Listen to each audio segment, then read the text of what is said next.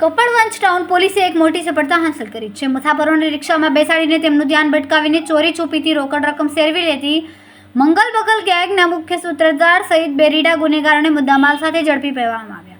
જોકે Kapadvanj town police ટીમની સક્રિયતા અને બાતમીદારોના નેટવર્કના કારણે આ ગેંગનો પર્દાફાશ થયો છે.